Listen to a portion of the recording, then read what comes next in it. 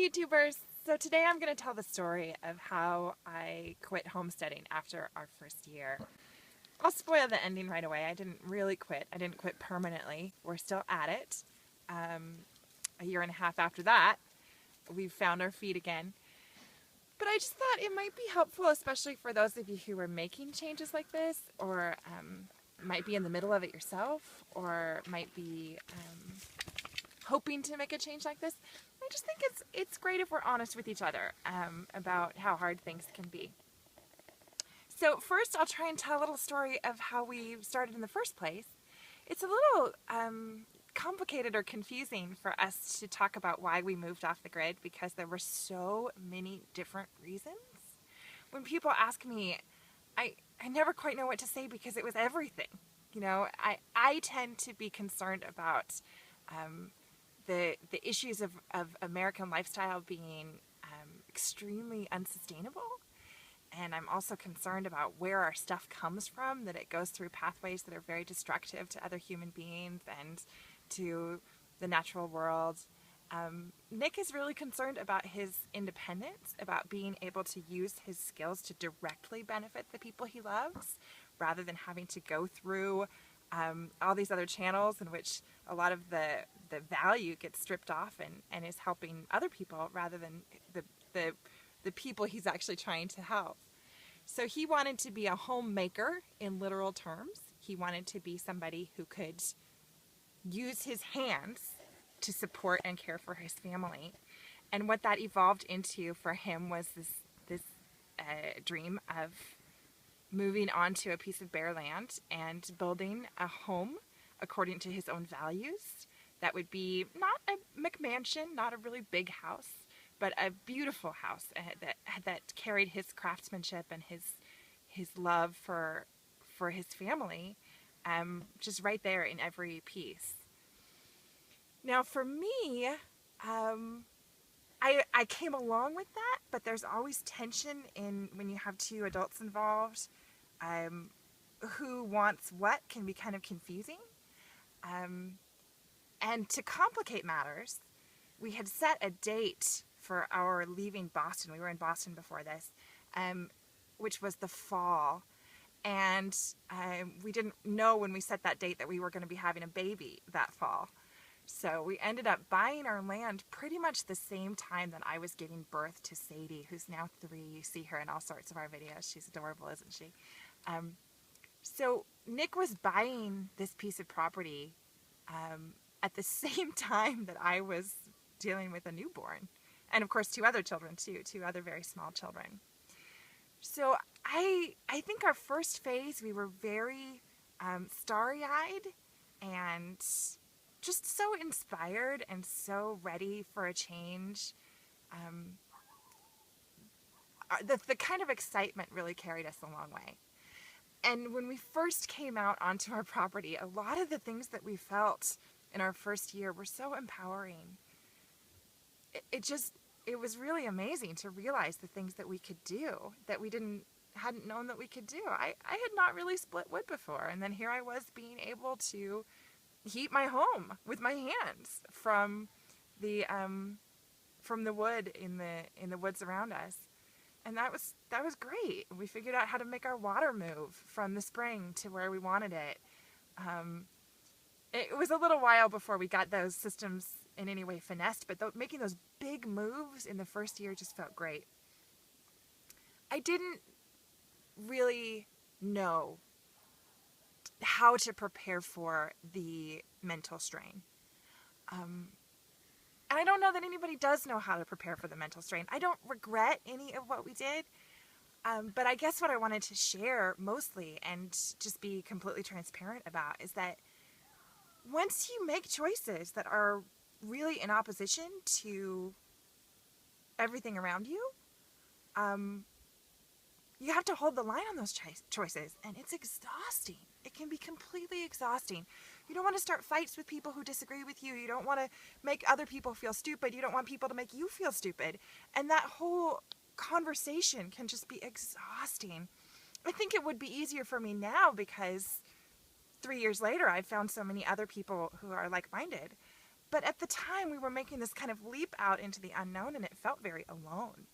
And to be honest, that was the part I hadn't counted on.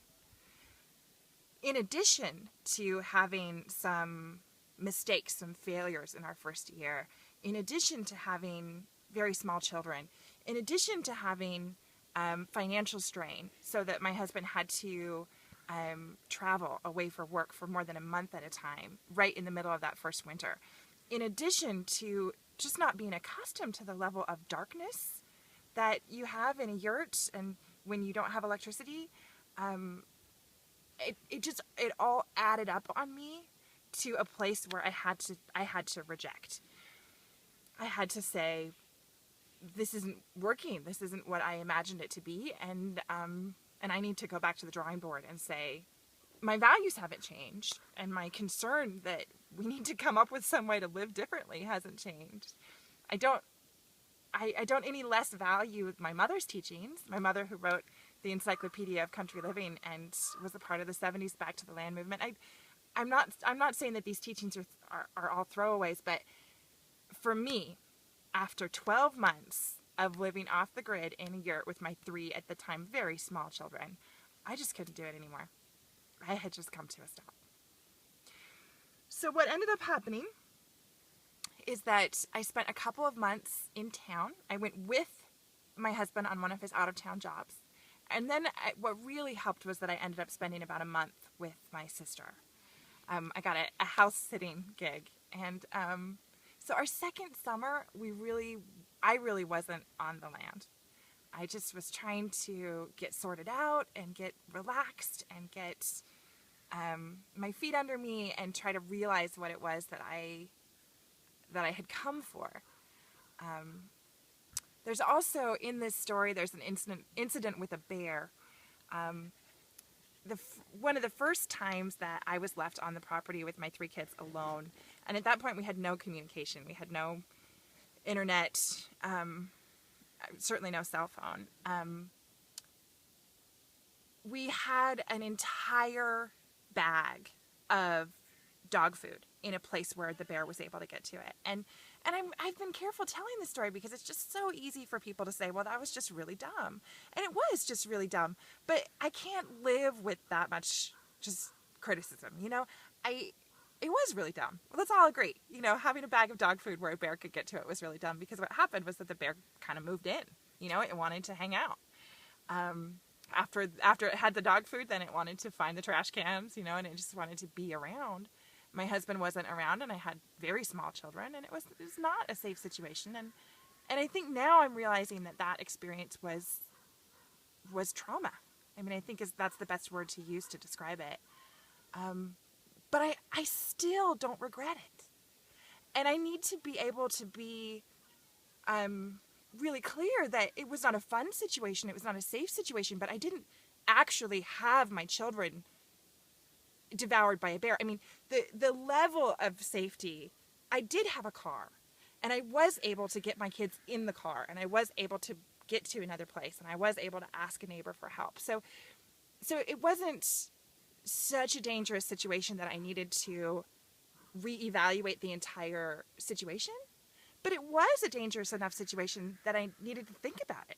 I needed to slow down and say, okay, what are my steps to creating a sustainable lifestyle for my family, and how far off the path am I here? What kind of a correction do I need to make?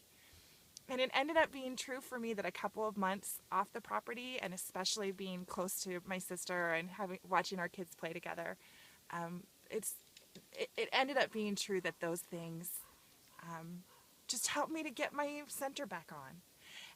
Or find my way back to my center, I guess is the better way to say that. And then that fall, I don't even know how to explain it, but our second time through the seasons, I just felt so much more relaxed, and even a kind of joy to it, realizing that, oh, I know what this looks like. I know what winter looks like, and the work, the kind of labor of the carrying water and chopping wood, our second time around was so much more inviting because it seemed familiar. And those are exactly the kinds of values that we're hoping to instill in ourselves and in our children. This sense of rhythm and repetition and familiarity and groundedness, and really staying put in a life, in a homestead, rather than having this chasing shiny things kind of consumer mentality that we think that a post-capitalist economy is driving us toward. So I guess I guess what I want to say is that I don't regret anything, but that's not the same thing as a completely rosy, shiny picture. And I'm not sorry for the things that happened, but that's not the same as a journey that had no hardships. If you are in the middle of this kind of thing and you have days where you don't want to do it anymore, I mean, I get you.